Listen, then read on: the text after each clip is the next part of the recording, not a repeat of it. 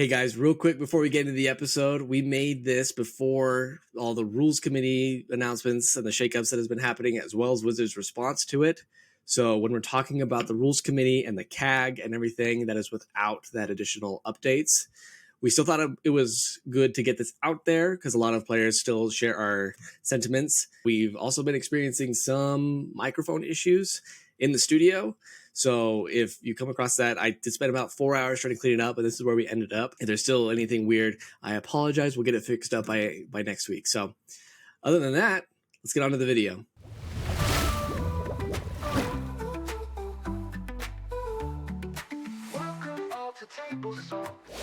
Hey guys, welcome back to another episode of Table Salt. My name is Jake. This is Kenny, or as we like to call him, Josh Lee Kwai from Temu. I like value.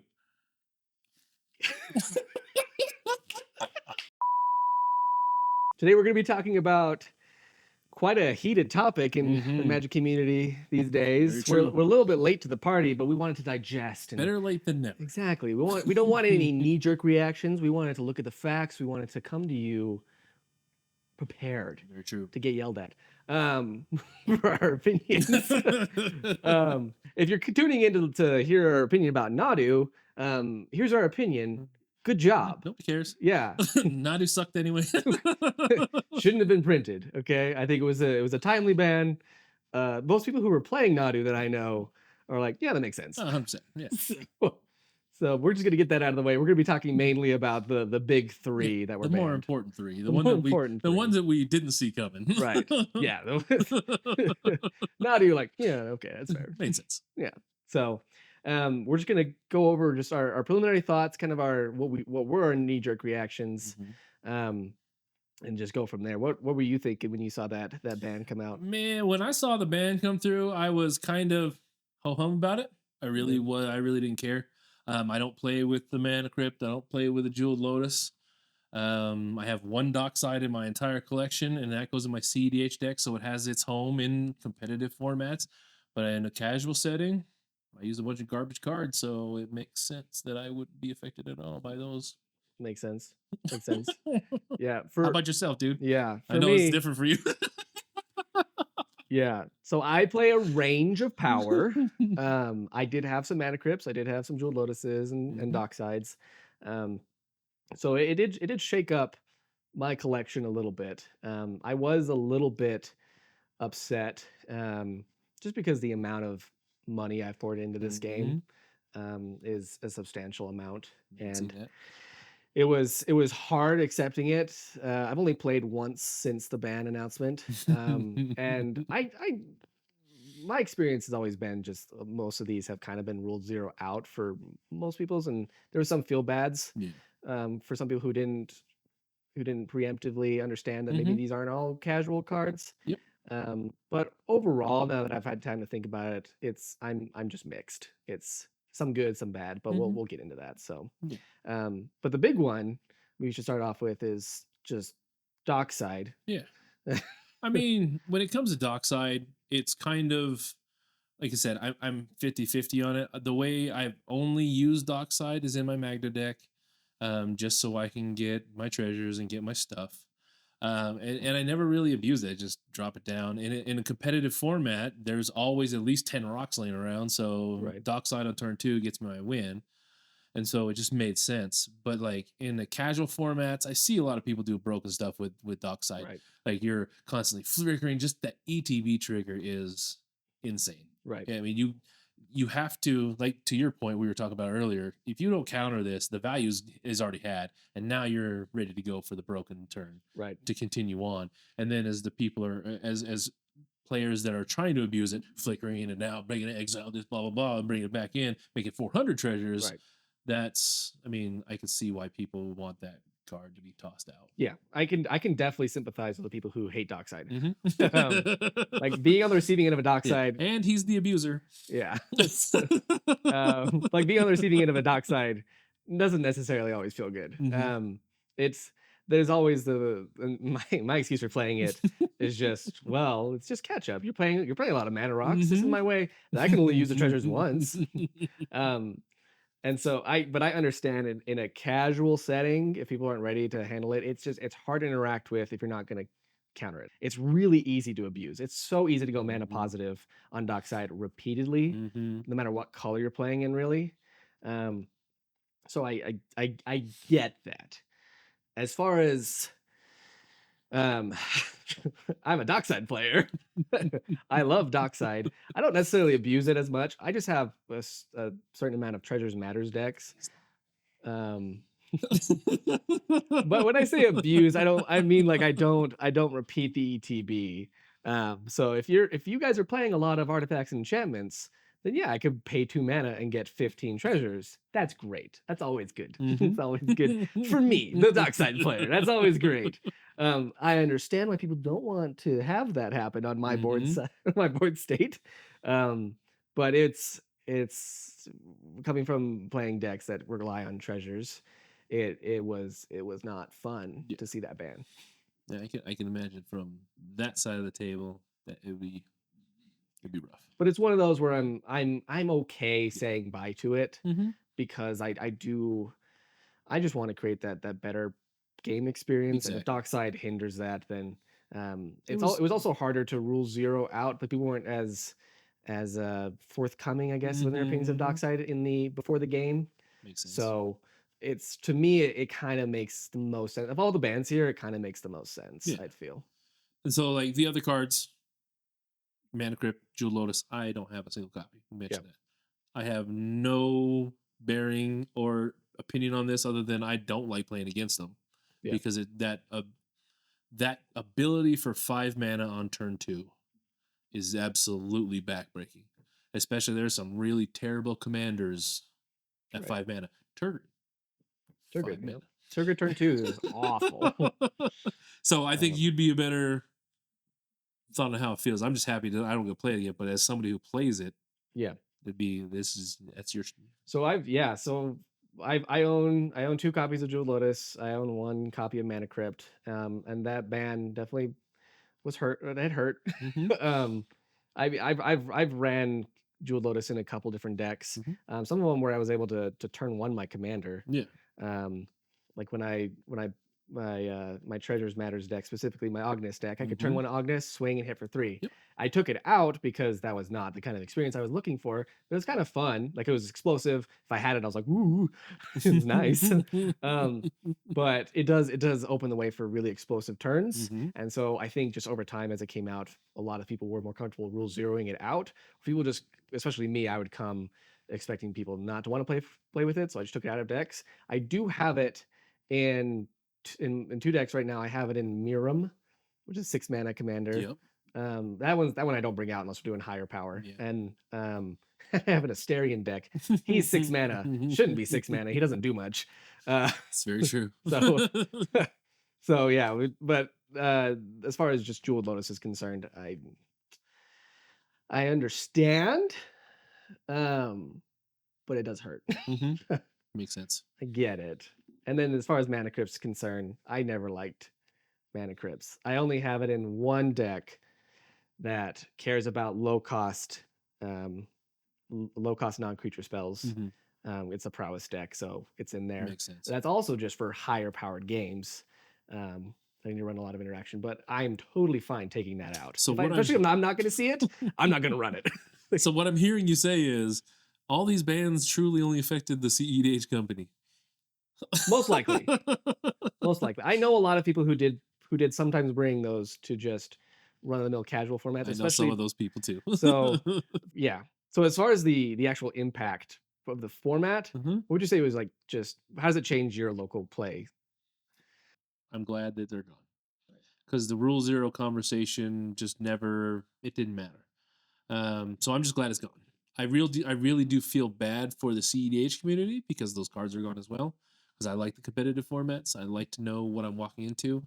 Um, there is a certain nuance to that. But I think overall, it's going to be the casual play.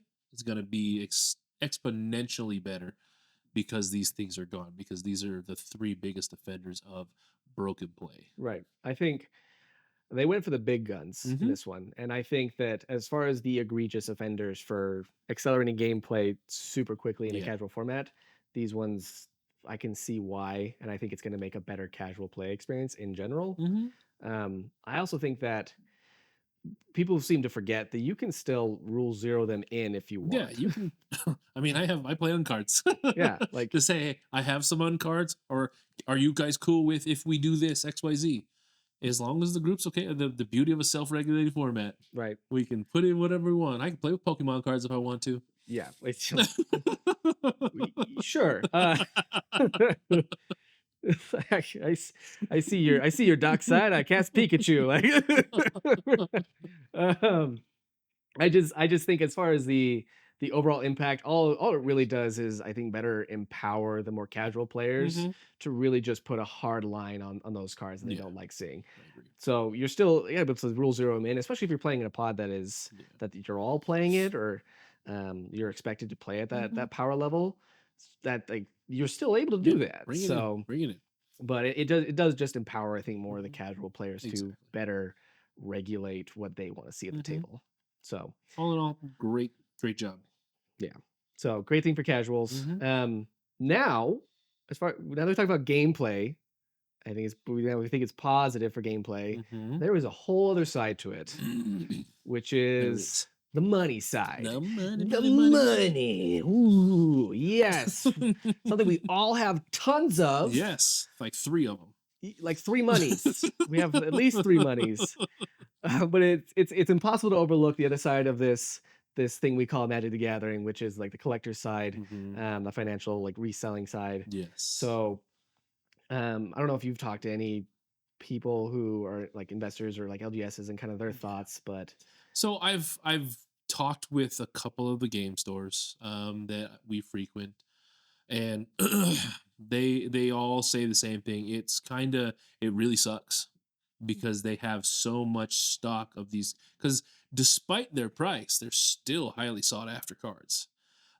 People, because they do the things that they do right, at a pace that they are valued at. And so they have this collection of expensive cards that, regardless of how inexpensive they got them, they still had to pay something to get them. And now those cards are, I mean, the value has plummeted already to below a purchasing cost was a week ago. right, And some of them are going to be, should be stabilizing, but they're not going to be nowhere near the cost that they paid to acquire those cards right, in. And so it's the overall sentiment from the game store is it's not a real positive one right. at this time. So which kind of sucks, Yeah, because I mean it's that's the lifeblood of how we get this. The gathering takes place at these stores for the most part, and I mean if they're losing money on a decision made by somebody up above, it kind of puts them in a bad spot too. right. And it's because I mean these guys are the LGSs are making money off of selling, the bulk products. And what makes people buy the bulk products are usually the chase cards. Mm-hmm. And so recently Wizards has reprinted Mana Crypt, Less than a year ago. Jeweled Less Lotus, than a year less ago. than a year ago. Jeweled Lotus very recently Mm-hmm. in like mystery booster. Yeah. Um, which is not necessarily at LGS's, but I think it was Commander Masters that Yeah, they they did reprinted. do Commander So Masters. just Yep. even Mm-hmm. recently as that. So people are buying these products expecting these chase cards, generating a lot of revenue for LGS's. Yep. And so when you start banning these chase cards, Mm-hmm. people start to have less confidence, not just as purchasers like the actual customers, Mm-hmm. but the LGS's. They're like, well, if I'm people aren't willing to spend the money on these Exactly. boxes for chase cards, then I can't spend the money realistically to stock them. And it obviously just depends on how healthy the commander format is in general in your area, Mm-hmm. or just other formats. They may not be relying on these chase cards as much, but I know a lot of people who sold a lot of a lot of boxes and packs during when they were reprinting Mana Mm-hmm. Crypt and Jeweled Lotus, and people were really happy to get those in their packs, and now they're Agree. worthless. I agree. And there's a whole secondary market of people that are just buying boxes for these chase cards to sell them to the stores. And they made out like bandits at that time. But there's some of them that are still that were sitting on these cards to hopefully they would accumulate more value later on the run. Now they got hosed too Right. on that because they're just like the game stores. They bought all this product for these cards that were supposed to be valuable, and now they're not. Right. And I think we kind of get complacent in the commander format.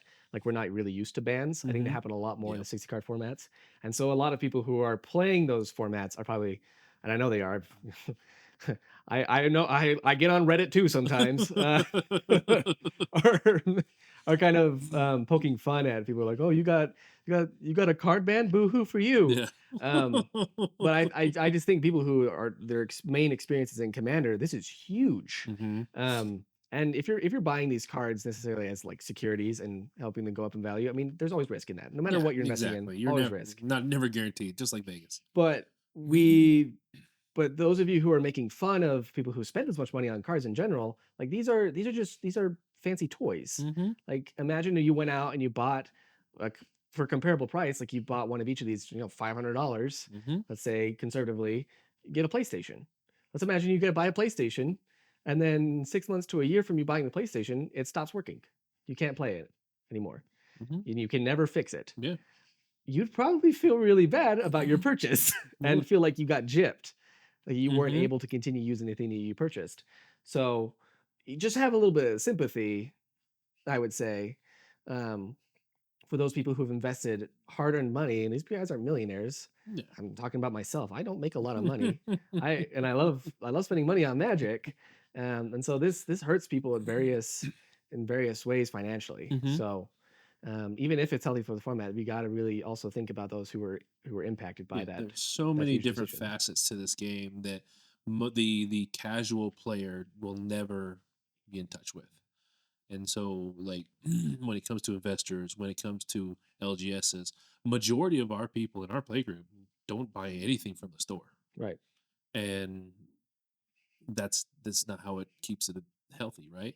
And so they'll never understand that one that the from the store stance at that point. The person that's selling to the store, they'll never see that person because he just comes in, drops card, leaves, and then he come back a week later and they give him all this money.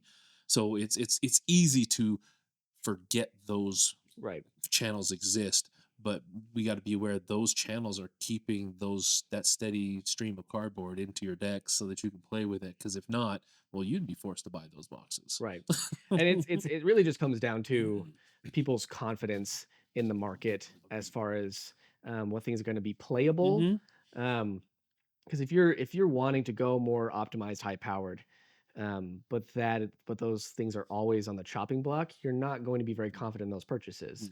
No. And those are usually the chase cards, as the higher power cards. Mm-hmm. Um, we're starting to get to a point where the chase cards are like kind of fancy arts, Mm-hmm. which is cool. Game Um, pieces. yeah, like Mm-hmm. really, really, really cool arts, Mm-hmm. like the textured foils, Yeah. and Dustmore has like the glitter foil or whatever it's called. I don't know. But Looks weird. but people but people need to have the confidence that the things that they are purchasing are going to be usable, Mm-hmm. or at least valuable if that's what you're going for. Yes. Have at least more confidence in the value long term. Mm-hmm. Otherwise, they're not going to purchase, and No. everything will start to crumble around it. I Mm-hmm. don't think this is that extreme, but it does set a precedent, which is something that Exactly. should be monitored. It may not be extreme now, but you can see it. These are the next steps if we Right. continue to go about this road without a correction. Right. Which it does call into question as far as like what cards will be banned next. Exactly. So And the rules committee, they did make that announcement right. saying that, we could have done this better. We could have just done half now, half later, or anything, or they could have done like they do in every other format. Here's the cards we're looking at, guys. We're Right. gonna do this. We're gonna keep an eye on it, and if it's too crazy, depending on what it is, whatever event goes on, then we'll see the records list, and then we'll ban it out there, or ban something within its sphere to make it not as powerful. That's exactly how it happens in Modern, how it happens in Standard, how it happens in Pioneer. We had all those crazy, awesome bans this year to get rid of all the good decks in those formats. But everybody knew it was coming. Right. And yeah, we don't have that. There's no watch list in No, Commander. there isn't. So these did come out of nowhere. There's barely a ban list. Yeah, it's barely a bad list. But it's so my biggest problem on top of like the no watch list is just how a lot of these cards have been in the format for a while, Mhm. and a lot of them have been reprinted recently. Yes. So y- that I hate that. I hate that so much Mhm. that Mana Crypt has been around since the beginning of Mhm. Magic, pretty Yeah, much. the legacy card. Yeah. So it's one of those that we've had the time to consider its impact on all of the formats. And I think Commander was one of the only formats where it was actually legal in, Mhm. and that was great. That was its home. And so people treated Commander as Mana Crypt's home for years. And to suddenly have it be banned with no warning Yeah. No, um nothing. feels bad. It feels Mhm. extremely bad. People lost a crap ton of money. I don't like that aspect of it. And on that note, too, with Jewel Lotus and Dockside, they've been reprinted recently as well. Mhm. Super powerful chase cards, Very true. exclusive to Commander, Mhm. and also just banned out of nowhere. Yeah. I don't think it was they know they could have done better. Yeah, And I think everybody has just like everything else, everybody has one that thinks the other one stinks, right? And yeah. so we could have all had a better idea of how it worked, but this is what they came up with. I mean, this was not just, a one person decision. This was one group in association with another group in association with another group. Right. Right. There were three separate entities that came together. Yeah, it was a backroom deal, but there were still three separate entities that came together. It wasn't done overnight. This has been thought about for a while now. Well, you listened to a lot of the responses from the RC about kind of the decision making process that they went through to come to this conclusion, and some of their explanations kind of went against Mhm. their favor. But kind of what I was saying is, it takes a long time to make these decisions, and Mhm. during that process, they had made these reprints, which they could have held off on. And there's lots of inner workings that we don't necessarily know, but to have that ban come out, especially with the talks where they knew this was probably going to happen sometime, and still come out with reprints, makes people question kind of the if a lot of these communities and Wizards has the players' best interests at heart. Yeah. And So and at the end of the day, I think Wizards is a business. right. I think it's very smart of them to put the chase cards in there. But I also, and we kind of had this conversation off air and prove me wrong. I think it's conspiracy.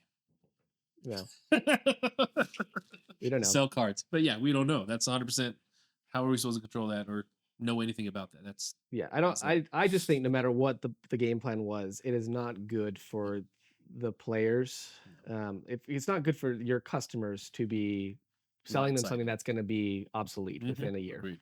So less than that even. So Mm-hmm. I just don't think that's very good. I dislike that the most about this entire process is that it was just out of nowhere, along the back of those reprints for those cards. People have lost thousands of Mm-hmm. dollars on these things. I think I was looking specifically at like how much money was lost in the market Mm-hmm. when these cards were banned, and I think conservative estimate was like Mm-hmm. $200 million.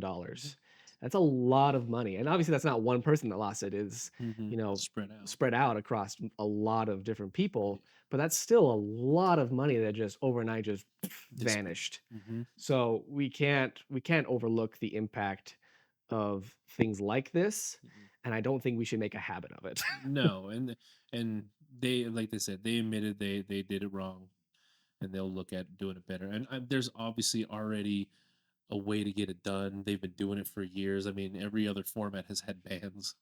Right. Yeah. So it's not like it's all new. We got to figure out how to make this work. No, you've known how it's going to work forever. Right. And there's an argument to be made that um, just commander players in general aren't used to bans. Mm-hmm. I mean, the last ban was what 3 4 years ago. It was Hull Breacher, Yeah. which was one of those. It didn't wasn't around for very long. um, Yeah. and so like the precedent mostly has been newer cards get banned pretty soon. Mm-hmm. Obviously, there's the outliers, but it is an eternal format. Like you don't Exactly. have a rotation.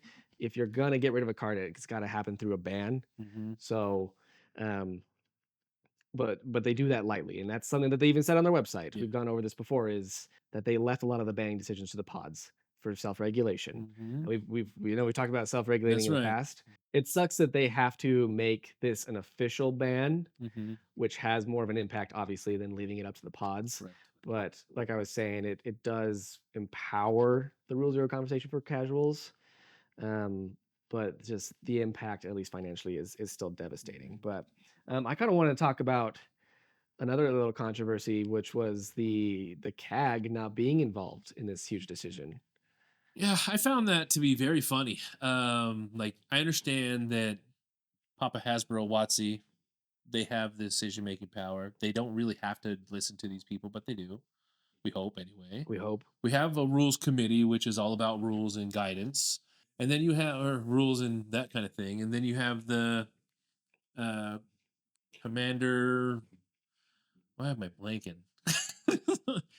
Then you have the commander advisory group, There which you is go. supposed to be Sorry, I didn't know talking we with were. the rules committee and saying, hey, this is what we want. And the rules committee should be making rules and telling Papa Hasbro, hey, let's make this work. And then Watsy prints it. Having the advisory group in the dark for a rule change to be made that wasn't even unanimous and to have it instrumented in now fashion, Right. it didn't sit well with a lot. No, understandably It so. makes sense. It's this was a huge impact to just the Yeah. format in general, and to not have your loyal soldiers Hmm. involved in this process feels odd. It does. There's something, and I get like they made that whole thing. Hey, we just wanted to have as little as people know, or the littlest amount of people know, so we could. wh- Any excuse is not relevant at that point. Like your group, that is their whole purpose in this group is to advise. Right. Well, it was and so the reason that at least I was hearing was that they wanted as few people as possible to be able to make a financial choice about their collection before the rest of the public did, which I understand. You obviously want to keep insider trading to a minimum I get it. whenever, I get it. hopefully zero. Yeah, we're hoping zero, but But they've also made put it instituted, hey, if you know this is going on, let us know. Because they don't want this to take place. They didn't want this to happen with everything that was going on. And they still don't want it to happen because it does make lose his face. well, I think the solution here is not necessarily don't involve the CAG. Mm-hmm. It is maybe don't make bans all at once that have these huge financial impacts. Mm-hmm. I don't think the solution is not to keep people in the dark. The solution is just to make maybe one ban, Mm-hmm. set a precedent. Maybe that's the time to test the waters, Yeah. create a watch list, and say like, hey, let's ban Mana Crypt. Mm-hmm. Like this is a card that we've gotten a lot of complaints for over Yep. the years. We just think at this point it's causing a huge problem in the format. Um, and obviously Mana Crypt is probably more on the expensive side. Maybe Dockside would be the first Mm-hmm. one, Dockside for and sure. and then start adding Mana Crypt, Jeweled Lotus, whatever you want to the watch list, so people understand that you're setting a precedent. Be aware of some of the higher power cards, Agreed. and go from there. Not keep people who are meant to advise you in the dark. Yeah, That's not the exactly. option. That yeah, never seemed it didn't sit well with me the whole time I heard about that. Right. It's like that's just seems strange. Right. So I think just in general, um, it's okay to be angry. Like we've obviously have different reactions, especially Mm-hmm. depending on how much time and money you've invested into Exactly. this. You may be extremely happy. That's also great. Both sides just need to have a little bit more Yeah. nuance, I feel, in this conversation. And I think once it simmers down, we'll all be zen. Yeah, we'll We'll all be be back to good. this tables, hating, wanting to flip it every now and Right. again. We'll find other cards that we don't like playing with, and we'll complain about those ones later at a later date. But Right. as for now, I mean, it took place, right? It happened. Some people are some people are salty, some people are not, and so it really, I think, it is what it is, dude. I'm really unaffected by That's fair. it. That's fair. But we feel for the people who were massively. Yes, we do. Yes. We So understand where you're coming from. The anger, I mean, the anger that you're feeling is real. I mean, still no excuse to take it out on people or make yeah. threats, do all that kind of stuff. But we sympathize with you because I mean, everything you're going through is legit. Anyway, I think that pretty much wraps up what we wanted to talk Hmm. about with this whole banning announcement. If you were hugely affected, or if you're not, if you love the changes, please let us know down in the comments below. We'd love to hear from you. Exactly. And if you don't like what we said, leave comments below. Make sure that you like and subscribe, do all that YouTube stuff, and then we'll see you on the next one. But in the meantime, Don't don't be be salty. salty.